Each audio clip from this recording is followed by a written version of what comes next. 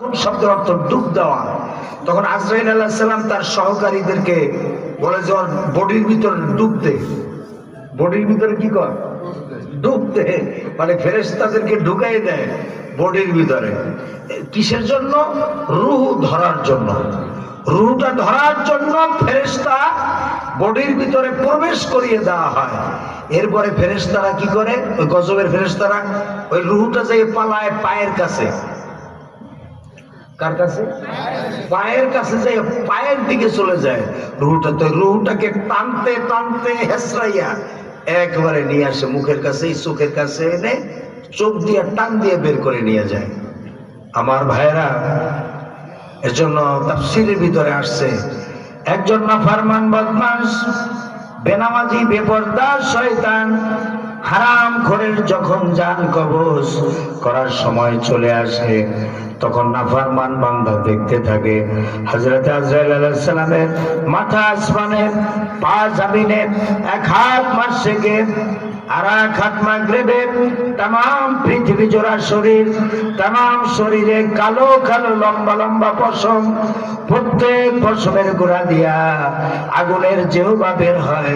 এই দৃশ্য যখন নাফরমান বান্দা দেখতে থাকে, তখন নাফরমান বান্দার ভয়ের চোটে কলিজাটা শুকায় যায়।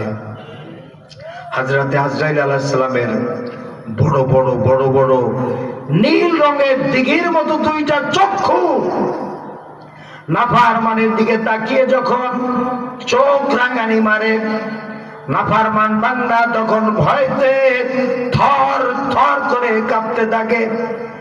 কিতাবের মধ্যে এসেছে হাফতে দারিয়ান গরবানু সন্তান গরদদ জানে মান, শরবতে দিদারে বাইয়াত আজলাবে মাহবুবে মান। 7টা সমুদ্রের পানি যদি নাফরমান বান্দাকে পান করিয়ে দেওয়া হয় মৃত্যুর সময়, তবুও নাফরমানের পানির পিপাসা মিটে না। হযরত আজরাইল আলাইহিস সালাম হাত মেরে বলেন, ওরে খবিস, আজীবন আল্লাহ রাব্বুল আলামিনের হুকুম আহকাম থেকে ভেগে গিয়েছিস।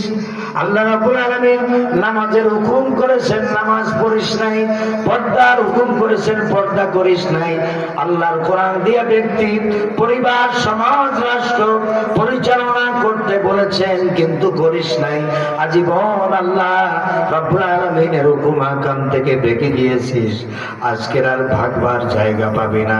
এই কথা বলে হযরত আজরাইল আলাইহিস সালাম ওই নাফরমানের রূহটাকে যখন খপ করে ধরে ফেলেন, নাফরমান বান্দা থর থর